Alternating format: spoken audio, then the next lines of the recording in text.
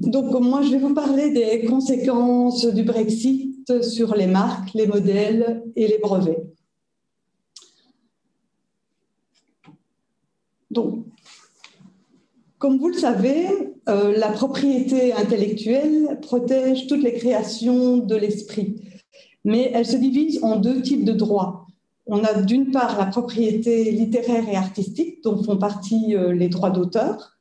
Or, les droits d'auteur seront peu ou pas impactés par le Brexit, étant donné qu'ils sont souvent protégés par des conventions internationales. Et donc, ils continueront à être protégés au Royaume-Uni sur base donc, des traités que le Royaume-Uni a ratifiés, qui sont souvent des traités internationaux. Mais donc, il y a un autre type de droit de la propriété intellectuelle qui est la propriété industrielle et qui comprend, elle, les marques, les modèles et les brevets.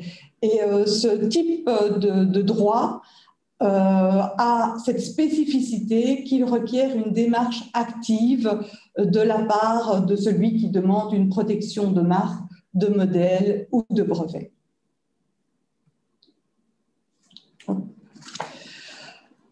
Alors, la marque protège un logo, un nom, comme par exemple Adidas, Orval, ce sont tous des noms, ce sont toutes des marques qui protègent des produits d'une entreprise pour les distinguer des mêmes produits d'une entreprise concurrente. Le modèle, lui, protège l'apparence d'un produit. Le brevet protège une invention technique. La marque a une durée indéfinie, renouvelable tous les 10 ans. Le modèle, lui, a une durée moyenne de 25 ans, qui est renouvelable tous les 5 ans. Et le brevet a une durée moyenne de 20 ans, renouvelable tous les ans.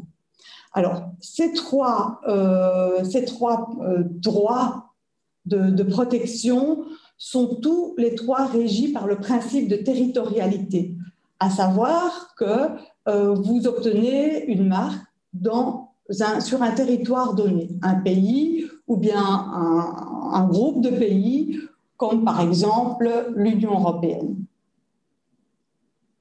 Alors, je commence par les marques. Les marques, comme je vous ai dit, donc, elles protègent un signe distinctif qui permet de distinguer les produits-services d'une entreprise de ceux d'une entreprise concurrente. Comme je vous ai dit, suivant le produit, vous pouvez avoir un même produit, comme le produit phare en Belgique qui est la bière. Vous avez plusieurs marques qui les différencient d'après les différentes entités qui vont produire la bière et la commercialiser. Alors, il existe différents types d'enregistrements. Vous avez les marques nationales qui sont protégées dans le pays, comme la marque allemande, la marque française, la marque italienne, etc. Vous avez aussi des marques régionales, comme la marque Benelux, qui protège la Belgique, le Luxembourg et les Pays-Bas. Donc, on ne peut pas avoir, par exemple, une marque belge. C'est pas possible, il faut une marque Benelux et donc englober les trois pays sous une même protection. Et alors, il existe aussi les marques de l'Union européenne qui couvraient les 28 pays membres de l'Union européenne. Il existe aussi la marque internationale, grâce à laquelle c'est un système centralisé, grâce auquel vous pouvez désigner un grand nombre de pays, un grand nombre de territoires. Et parmi ces territoires, il y a aussi l'Union européenne. Donc, vous aurez bien compris que le Brexit aura des conséquences sur la marque de l'Union européenne, ainsi que sur la désignation de l'Union européenne dans une marque internationale. Alors, je ne sais pas si vous savez comment on procède pour obtenir un droit de protection de marque. En gros, vous déposez la marque. Vous avez donc une date de dépôt. Ensuite, la marque, elle est examinée auprès de l'office concerné. Et puis, si l'examen de forme et de fond convient à l'Office, elle est publiée. Et pendant tout un délai, tout un chacun, tout tiers qui a une marque similaire ou identique antérieure peut faire opposition à cette demande d'enregistrement de marque. Quand la durée, donc pendant un délai d'opposition, quand cette durée est terminée et que tout s'est bien passé ou que les conflits ont été réglés, la marque est enregistrée. Donc, une marque a une date de dépôt et une date d'enregistrement.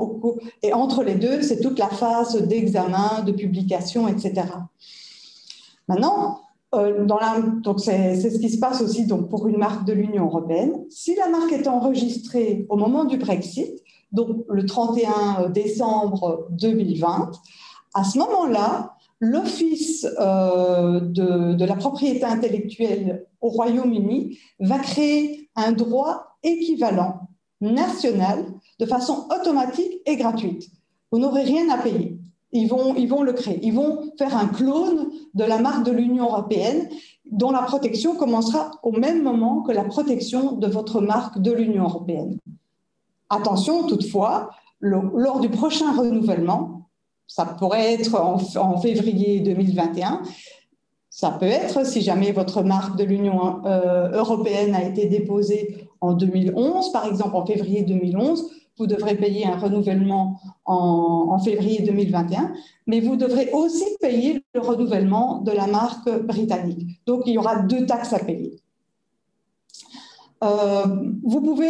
Il y a aussi une possibilité pour des raisons contractuelles de renoncer à ce clonage, je vais dire, et il faut à ce moment-là en avertir assez rapidement l'Office britannique.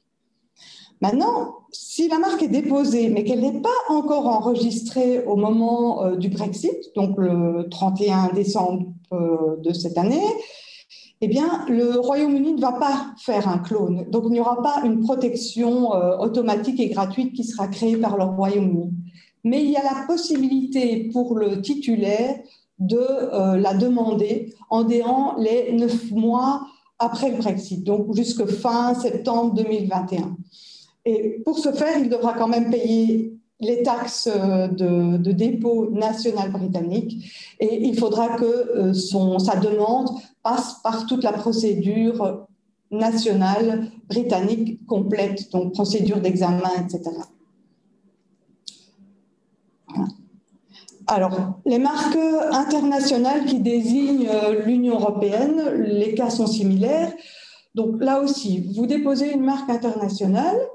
La marque internationale est examinée de façon assez rapide par l'OMPI, donc l'Organisation mondiale de la propriété intellectuelle, et après, l'OMPI envoie aux différents pays désignés une note comme quoi il y a une nouvelle marque qui est protégée sur leur territoire, enfin, qui a demandé la protection sur ce territoire.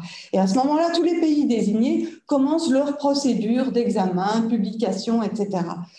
Et c'est la même chose pour l'Union européenne.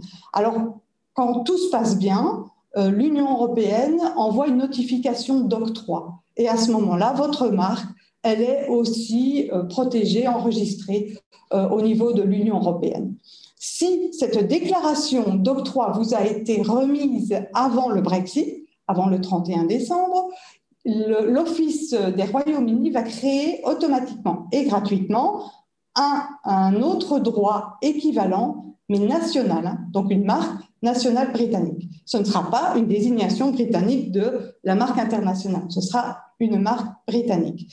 Et là aussi, il faudra faire attention, lors du prochain renouvellement de votre marque internationale, il faudra aussi payer la taxe de renouvellement pour la marque nationale britannique.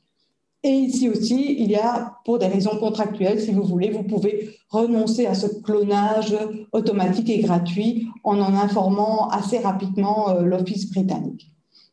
Maintenant, dans le cas où vous n'avez pas encore reçu la notification d'octroi pour la désignation de l'Union européenne, vous n'aurez pas cette protection automatique, mais vous avez la possibilité de la demander.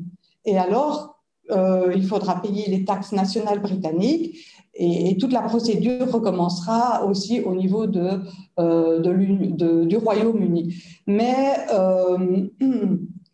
l'avantage, comme pour la marque de l'Union européenne non enregistrée, vous aurez une protection qui commencera à la date de dépôt de la marque internationale.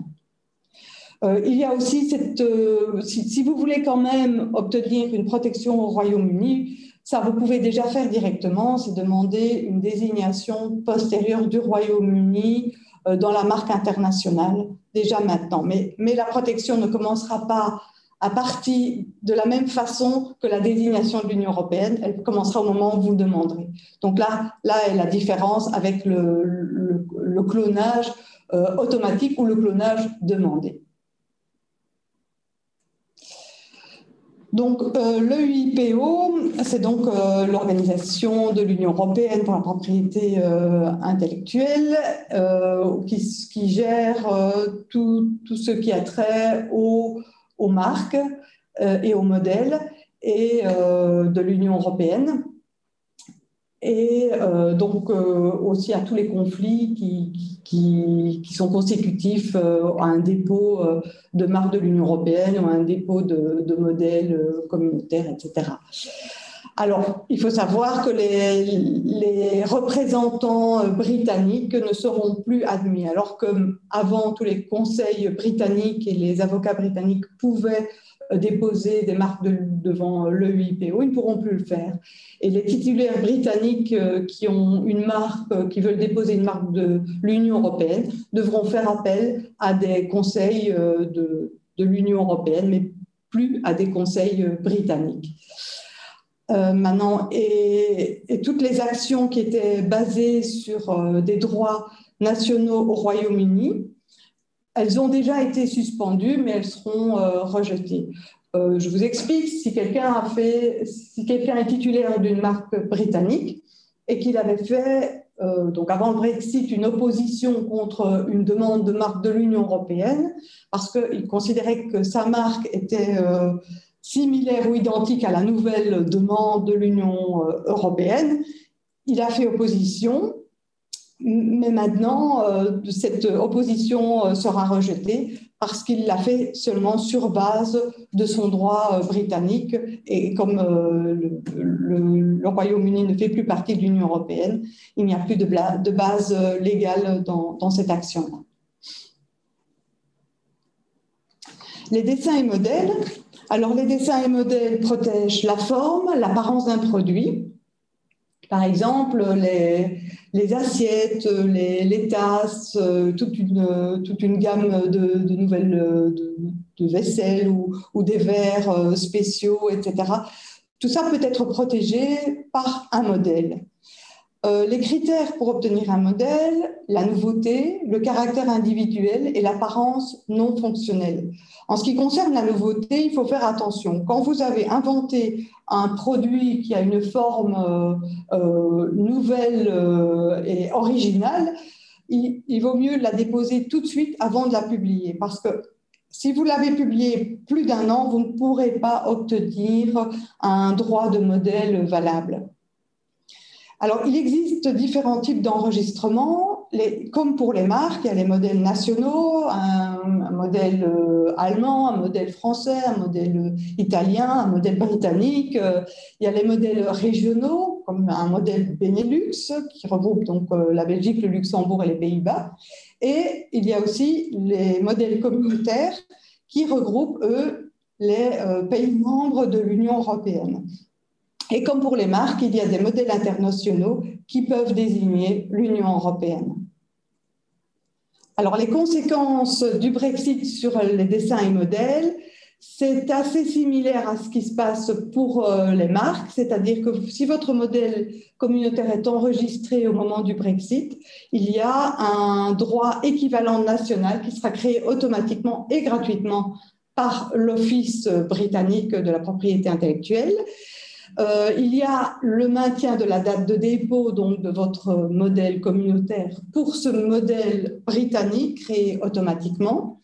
Par contre, il faudra procéder de renouvellement, au moment du renouvellement de la marque de l'Union européenne, du modèle communautaire, pardon, il faudra aussi renouveler le modèle britannique. Et il y a aussi cette possibilité qui est offerte de renoncer au clonage automatique. Maintenant, un modèle communautaire qui a été déposé avant le Brexit, mais qui n'est toujours pas enregistré le 31 décembre, le clonage automatique n'a pas lieu, mais il y a toujours la possibilité de le demander en revendiquant les mêmes droits que le modèle communautaire. Et il faut pour ce faire procéder à ce dépôt national du modèle britannique en déant les 9 mois, donc avant fin septembre 2021.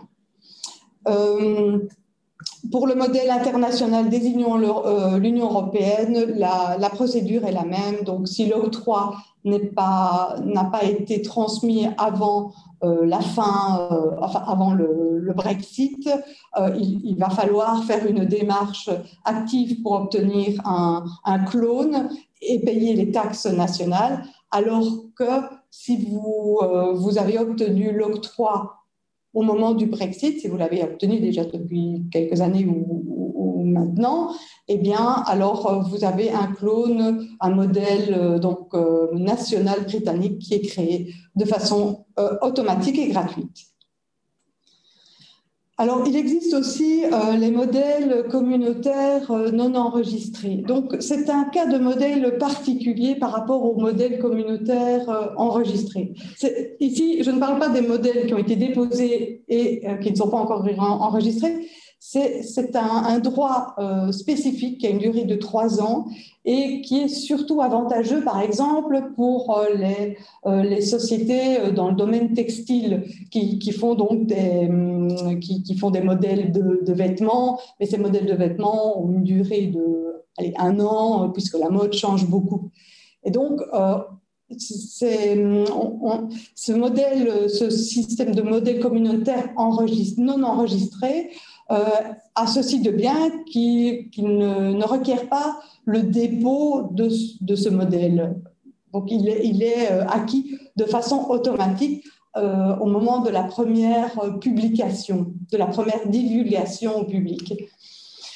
Si un tel modèle non enregistré a été divulgué dans l'Union européenne avant le 31 décembre 2020, il restera protégé au Royaume-Uni pour la durée restante au moins équivalente dans le Royaume-Uni. Par contre, il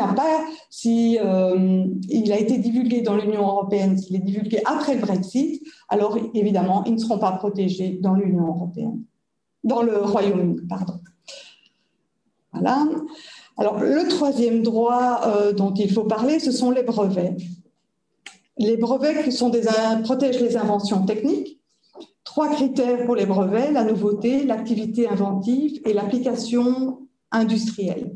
Ici aussi, il y a différents types de brevets. Vous avez des brevets nationaux. Là, par contre, vous avez le brevet belge ou le brevet luxembourgeois.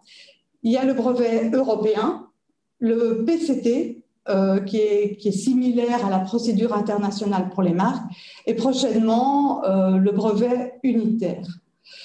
Les conséquences du Brexit sont moins importantes sur les brevets. Pourquoi? Parce que le brevet européen, lui, est basé sur une convention internationale qui inclut aussi des pays non membres comme la Norvège, la Suisse et la Turquie.